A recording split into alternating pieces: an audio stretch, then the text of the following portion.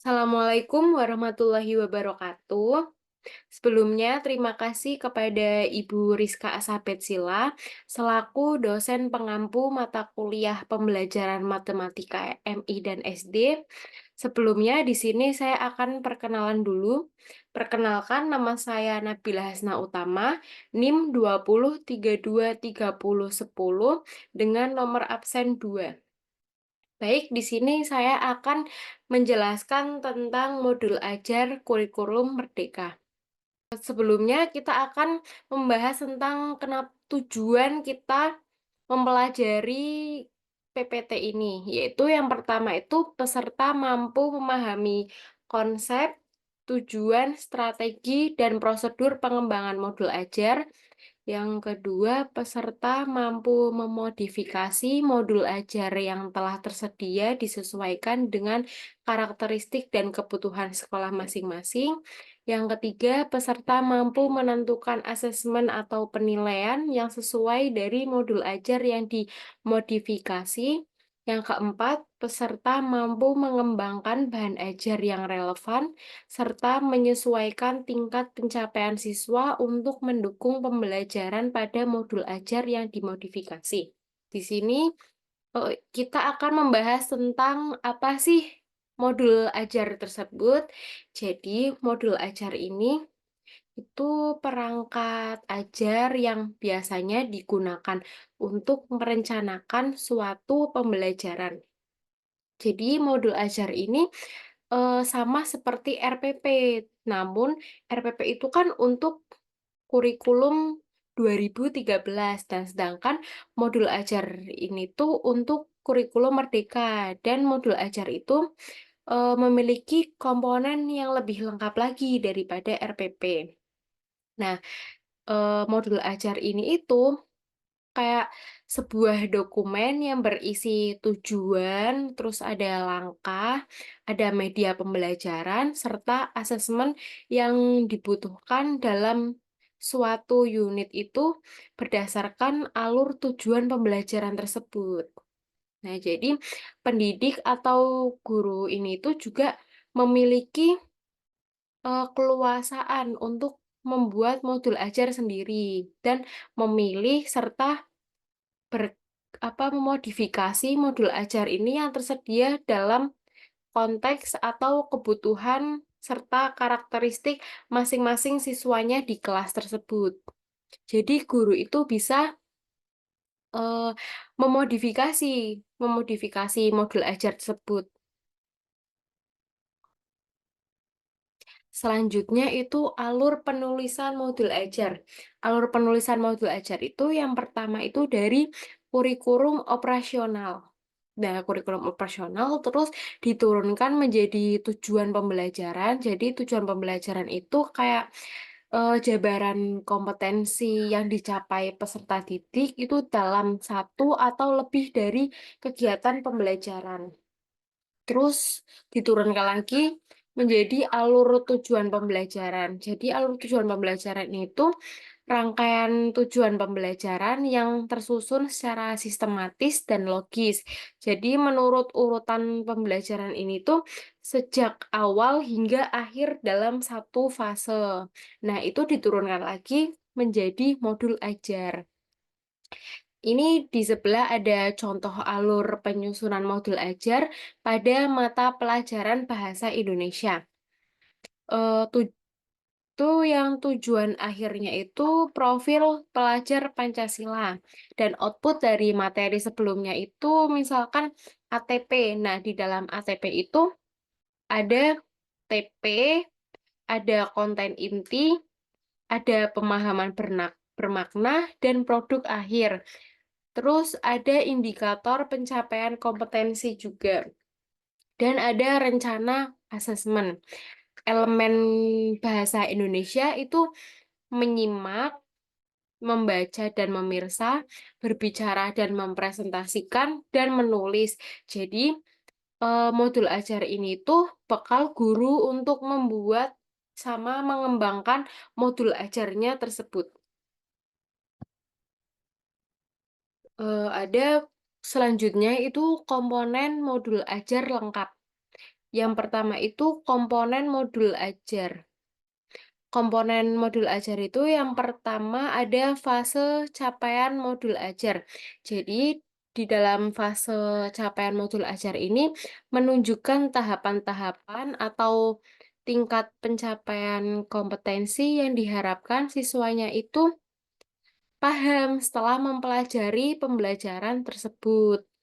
Yang kedua itu jumlah jam pelajaran. Jadi jumlah jam pelajaran di sini itu menyatakan lama waktu yang dibutuhkan untuk mempelajari seluruh materinya. Yang ketiga ada model belajar. Jadi model belajar di sini itu seperti pendekatan atau strategi pembelajaran yang digunakan dalam modul ajar. Misalnya itu pembelajaran berbasis masalah, pembelajaran kooperatif, pembelajaran berbasis proyek, dan lain-lainnya. Yang keempat, ada tujuan pembelajaran. Tujuan pembelajaran di sini itu merupakan pernyataan tentang apa yang diharapkan siswanya itu tercapai setelah dia menyelesaikan materi. Yang kelima ada dimensi Pancasila. Dimensi Pancasila di sini itu menunjukkan bagaimana nilai-nilai Pancasila diintegrasikan ke dalam materi dan kegiatan pembelajaran dalam modul ajar. Yang terakhir itu ada pengetahuan atau keterampilan prasyarat. Jadi di dalam modul ajar ini tuh menyantumkan pengetahuan keterampilan dasar yang harus dimiliki siswanya itu sebelum mulai mempelajari materi. Yang kedua itu ada komponen detail modul ajar per pertemuan. Yang pertama itu ada bahan ajar. Jadi di dalam modul ajar itu ada materi pembelajaran yang akan disampaikan dalam setiap pertemuannya itu. Terus yang kedua pemahaman bermakna. Jadi pemahaman bermakna ini cara penyampaian materi agar siswanya itu dapat memahami dengan baik dengan cara menghubungkannya itu pengetahuan sama pengalaman mereka. Terus ada pertanyaan pemantik. Di pertanyaan pemantik ini tuh pertanyaan pertanyaan yang diajukan untuk merangsang pikirannya siswa setelah mengikuti pembelajaran. Terus yang keempat ada indikator keberhasilan. Indikator keberhasilan itu kriteria yang digunakan untuk mengukur keberhasilan selama pembelajaran tersebut. Terus ada asesmen. Asesmen itu seperti penilaian. Misalnya itu penilaian LKPD. Nah, penilaian itu untuk mengukur pemahaman dan kemampuannya siswa. Yang terakhir itu ada rencana kegiatan. Rencana kegiatan ini tuh kayak urutan kegiatan pembelajaran yang akan dilakukan dalam pertemuan itu. Terus yang ketiga ada lampiran. Yang pertama itu ada lembar aktivitas. Jadi di dalam modul ajar itu ada lembar aktivitas. Terus yang kedua ada rubrik penilaian. Sama yang ketiga ada bahan ajar yang lain yang relevan. Jadi di dalam lampiran itu juga ada bahan ajar lain, misalnya gurunya itu memodifikasi dengan bahan ajar yang lainnya. Nah, struktur modul ajar tersebut itu sebelum apa bukan struktur yang wajib yang harus dilampirkan dalam saat mengajar. Jadi guru itu boleh untuk memilih atau menyederhanakan berbagai modul ajarnya itu untuk sesuai sama kebutuhan di kelasnya masing-masing.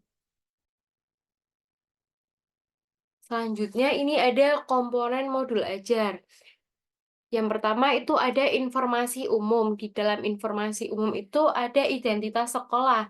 Misalnya di dalam modul ajar kan tuh harus ada identitas sekolah. Misalnya MI, Lab School, Win Gus Dur. Terus juga ada kompetensi awal. Jadi kompetensi awal itu pengetahuan yang dimiliki siswanya.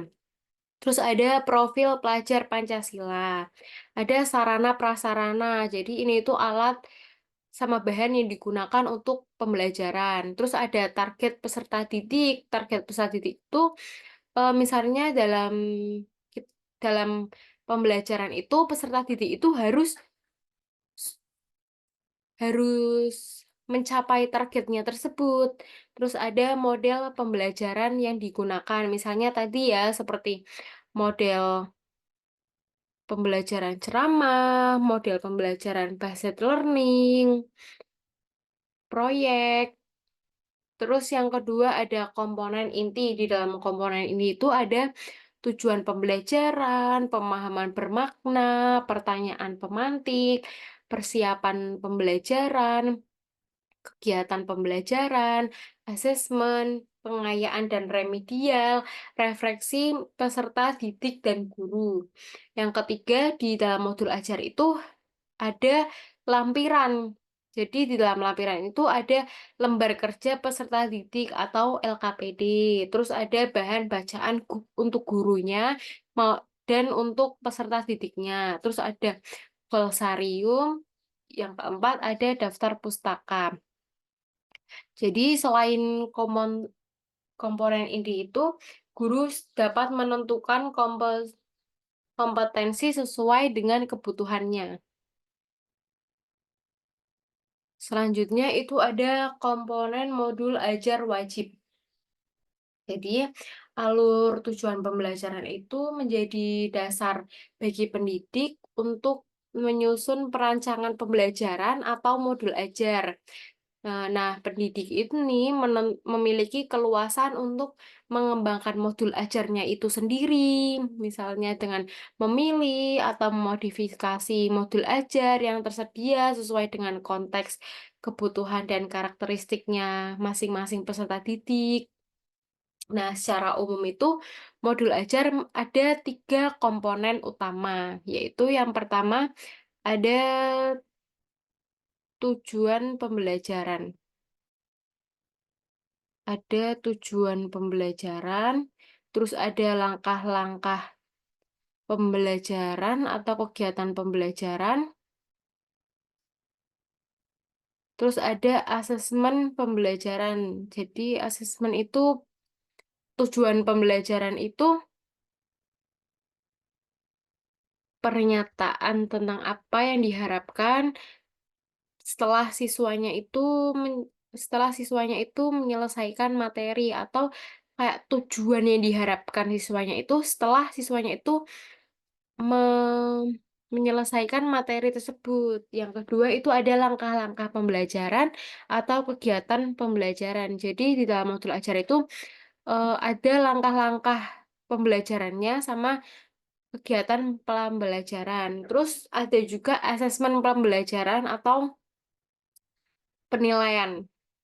Jadi pendidik ini itu juga boleh apabila ingin mengembangkan modul ajar dengan komponen-komponen tambahan atau di luar komponen yang wajibnya ini tersebut.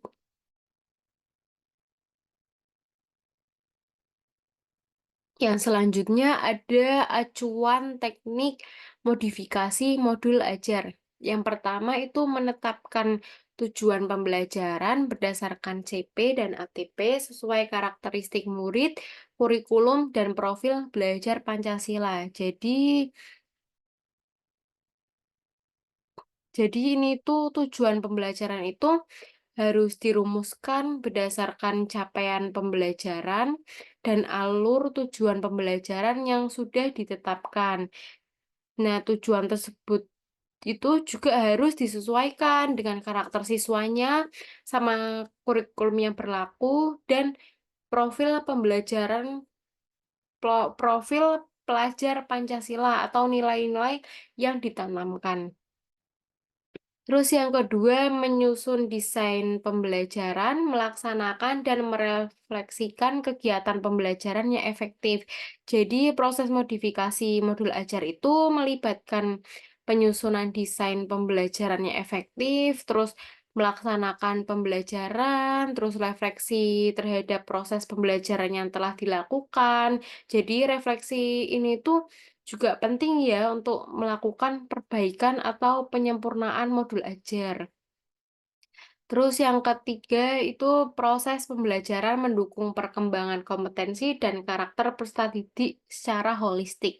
Jadi modul ajar ini tuh baik harus mendukung perkembangan kompetensi seperti pengetahuan dan keterampilan dan karakter siswanya itu secara menyeluruh. Jadi bukan hanya fokus pada aspek kognitif saja, tetapi pada aspek pengetahuan sama keterampilannya juga. Terus yang keempat, pembelajaran yang dirancang sesuai konteks, lingkungan, dan budaya peserta didik, serta melibatkan orang tua dan masyarakat sebagai mitra. Jadi maksudnya ini tuh modul ajar itu harus relevan ya dengan konteks lingkungan budaya siswanya. Itu pembelajaran itu juga harus melibatkan orang tua sama masyarakat sebagai mitra proses pendidikan. Nah, yang kelima itu modul ajar itu harus dirancang dengan mempertimbangkan kebutuhan dan tantangan siswa di masa depan, serta mendorong pembelajaran yang berkelanjutan juga. Nah, selanjutnya ini hal yang harus diperhatikan saat memilih modul ajar untuk dimodifikasi. Jadi, yang pertama itu kita itu harus memikirkan apakah selaras sama rencana yang sudah dibuat saat penyusunan ATP atau belum. Terus apakah modul ajarnya itu cocok dengan kondisi dan karakteristik muridnya di dalam kelas. Yang ketiga itu apakah sarana dan prasarananya yang di sekolahan itu tersedia apa enggak. Terus yang keempat, adakah yang perlu bisa dimodifikasi atau enggak.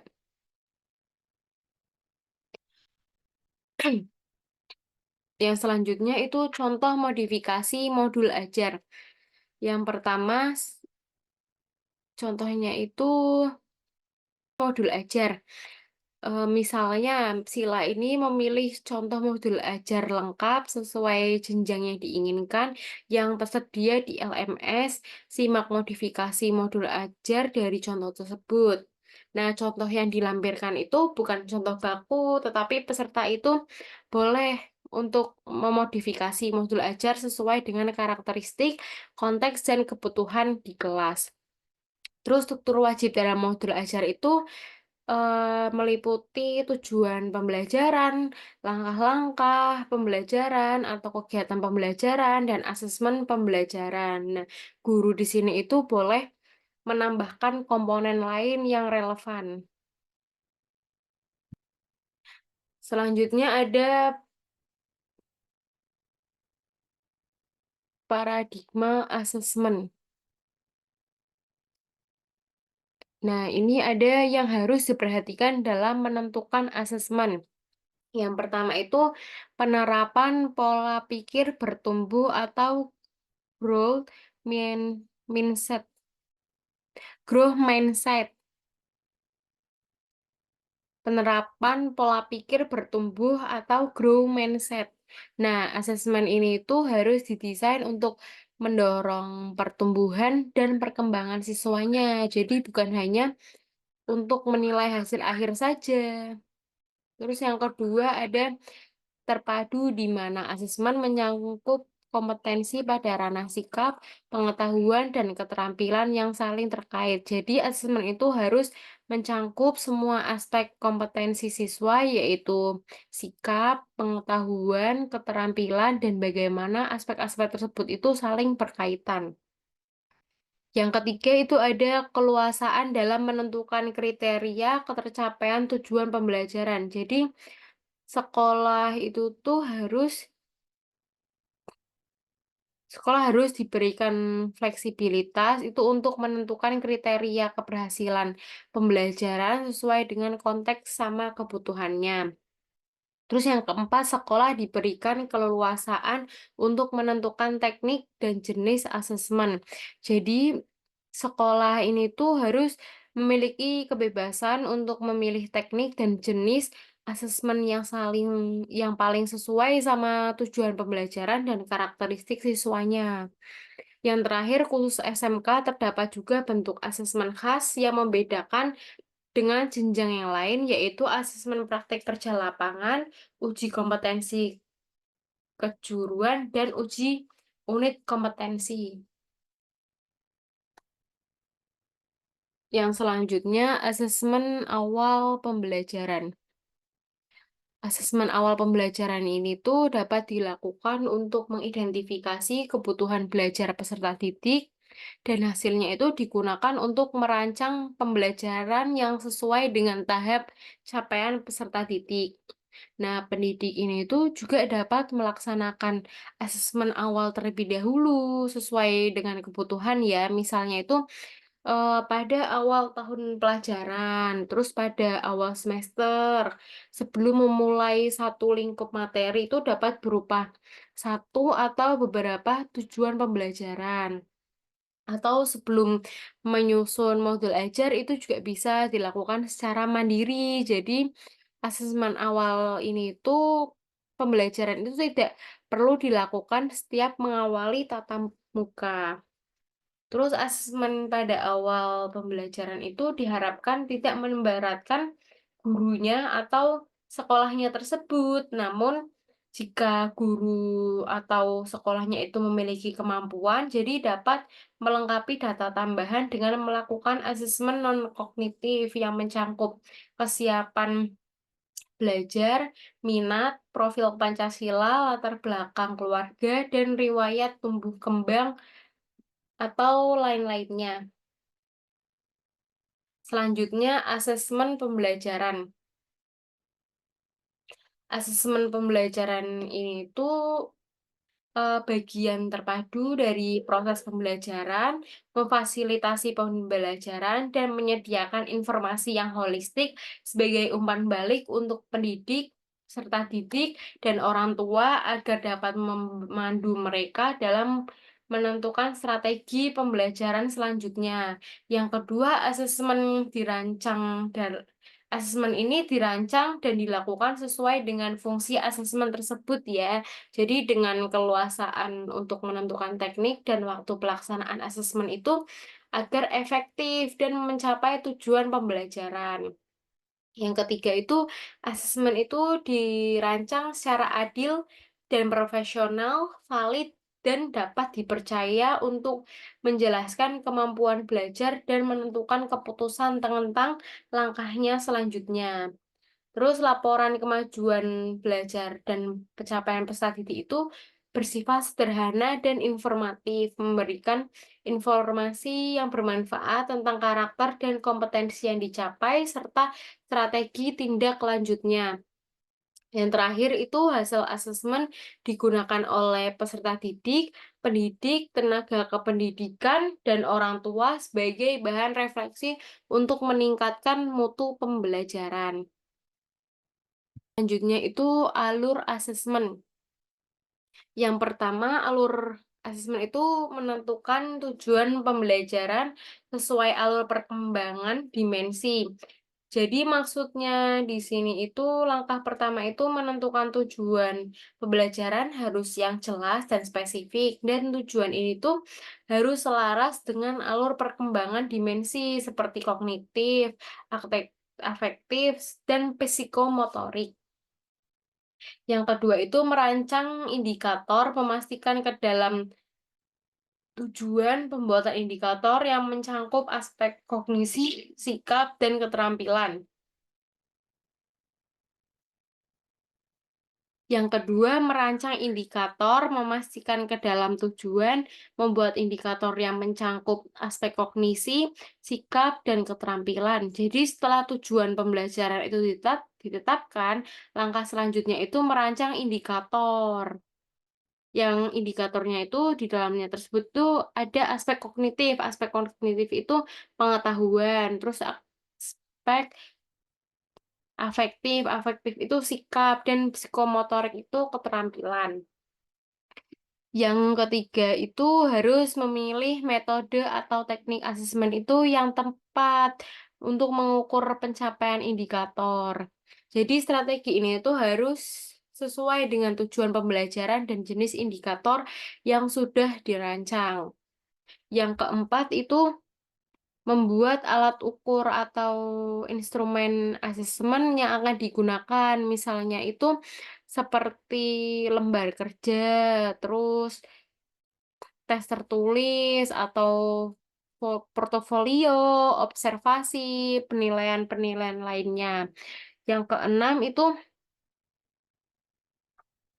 maksudnya setelah asesmen dilakukan itu, langkah selanjutnya itu mengolah data dan bukti pencapaian siswa untuk membuat kesimpulan tentang seberapa baik sih siswanya ini tuh sudah mencapai tujuan pembelajaran. Yang ketujuh itu langkah terakhir adalah menyusun laporan atau laporan rapot itu merangkum hasil asesmen dan memberikan gambaran tentang pencapaian siswanya tersebut itu selama 1 semester.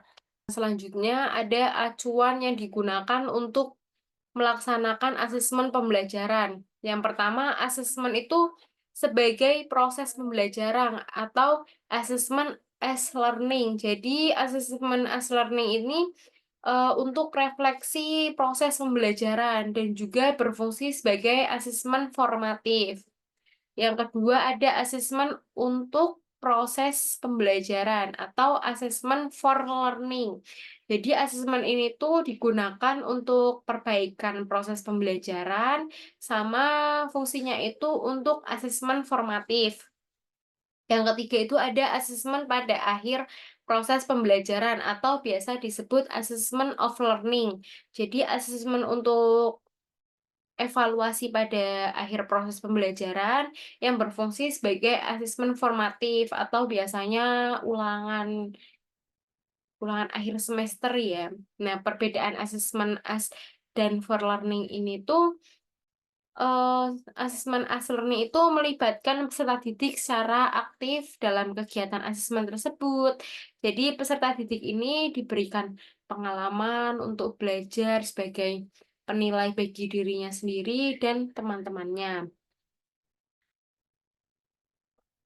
Nah, selanjutnya itu dalam asesmen as learning ini tuh peserta didiknya itu dilibatkan dalam merumuskan prosedur, kriteria maupun rubrik atau pedoman asesmen sehingga mereka ini tuh dapat mengetahui dengan pasti apa yang harus dilakukan agar proses capaian belajarnya itu maksimal.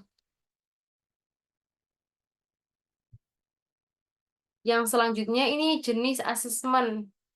Nah, asesmen itu dibagi menjadi 3. Yang pertama itu asesmen as atau sebagai, dan yang kedua for untuk, yang ketiga of terhadap. Yang itu pertama itu asesmen as learning. Jadi asesmen as learning ini tuh sebagai refleksi proses pembelajaran. Terus kalau asesmen for learning itu asesmen untuk perbaikan proses pembelajaran. Yang ketiga, asesmen of learning ini tuh sebagai evaluasi pada akhir proses pembelajaran. Nah, A sama for ini tuh masuk masuk ke dalam asesmen formatif dan eh, asesmen of learning itu masuk ke dalam asesmen formatif. Selanjutnya ini ada contoh bentuk asesmen formatif dan sumatif. Yang pertama itu diskusi kelas. Diskusi kelas itu bisa mengembangkan kemampuan berkomunikasi dan berinteraksi antar siswanya. Terus juga bisa belajar siswanya itu belajar berdemokrasi, terus menghargai pendapat orang lain, serta berani berpendapat. Ada juga drama. Jadi drama ini tuh melatih siswa ini percaya diri dan jiwa seninya itu keluar serta belajar bekerja sama, terus berkomunikasi serta berpikir kritis. Yang ketiga itu juga bisa asesmen presentasi. Di dalam presentasi ini tuh siswanya itu dapat mengembangkan kemampuan berkomunikasi dan belajar memahami topik secara mendalam, berpikir, dan bernalar kritis. Yang keempat itu bisa juga dengan produk. Jadi produk ini tuh bisa mengembangkan kreativitas siswanya sama meningkatkan ketelitian siswanya itu dalam seni. Bisa juga dengan tes lisan. Tes lisan ini tuh untuk meningkatkan kemampuan berbicaranya pada peserta didik, terus mengkonfirmasi pemahaman sama menerapkan umpan balik pada siswanya. Yang selanjutnya ini pelaksanaan asesmen sumatif dan formatif. Jadi pelaksanaan asesmen formatif ini tuh dapat dilakukan dengan memperhatikan hal-hal yang berikut ini. Yang pertama itu asesmen formatif itu dilaksanakan secara bersama dalam proses pembelajaran, yang kemudian itu ditindaklanjuti untuk memberi perilakuan berdasarkan kebutuhan peserta didik serta perbaikan proses pembelajaran. Yang kedua ini tuh yang dapat dilakukan ini, pendidik itu dapat menggunakan berbagai teknik seperti teknik observasi, performa, kinerja, produk, proyek, portofolio, maupun tes. Selanjutnya itu tindak lanjut yang dilakukan ini bisa langsung atau memberikan umpan balik atau melakukan intervensi. Yang terakhir, pendidik dapat mempersiapkan berbagai instrumen seperti rubrik, catatan anekdotal, lembar checklist untuk mencatat informasi yang terjadi selama pembelajaran berlangsung. Nah, di sini juga ada pelaksanaan asesmen formatif. Sumatif ini dapat dilakukan dengan memperhatikan hal-hal berikut ini. Yang pertama itu, sumatif itu dilakukan pada akhir materi ya. Jadi ini untuk mengukur kompetensi yang dikehendaki dalam tujuan pembelajaran pada akhir semester. Yang kedua, pendidik ini dapat menggunakan berbagai teknik seperti fotofolio, performa atau kinerja produk, proyek, portofolio, maupun tes. Yang ketiga itu hasil sumatif itu dapat ditindaklanjuti dengan memberikan umpan balik atau melakukan intervensi kepada peserta didik maupun proses pembelajaran yang dilakukan. Jadi penting bagi guru ini untuk memegang rubrik penilaian sebagai dasar penilaian pada siswa. Selanjutnya ini ada hal yang harus diperhatikan dalam memilih bahan ajar. Yang pertama itu bahan ajar itu harus bersifat variatif. Contohnya itu bahan ajar cetak atau bahan ajar non cetak. Terus sesuaikan buku buku bahan ajar ini yang disediakan tersebut dengan ATP, kebutuhan dan karakteristik di sekolahnya masing-masing. Selanjutnya itu kembangkan bahan ajar untuk membuat kegiatan pembelajaran itu biar semakin bermakna dan bervariatif. Yang terakhir itu buku yang disediakan pemerintah hanya salah satu alternatif bahan ajar. Jadi guru ini diperbolehkan untuk mengembangkan sama menambahkan bahan ajar yang lain. Yang terakhir ini eh, hal penting lain yang harus diperhatikan saat akan membuat modul ajar ini tuh menyesuaikan lingkup kesiapan belajar, minat, dan tingkat penguasaan kompetensi peserta didik. Jadi peserta didik yang belum menguasai kompetensi atau prasyaratnya itu belum siap untuk belajar di suatu lingkup materi, jadi diberikan kesempatan untuk mempelajari dulu kompetensi pada tingkat yang rendah atau dengan cangkupan lingkup materi yang lebih sederhana lagi. Terus peserta didik yang sudah siap belajar ini tuh diberikan kesempatan untuk mempelajari seluruh lingkup materi dengan penugasan yang sesuai. Terus juga peserta didik ini tuh yang memiliki tingkat penguasaan yang tinggi dapat diminta untuk menyelesaikan tugas dengan tingkat kesulitan yang lebih tinggi atau lebih menantang.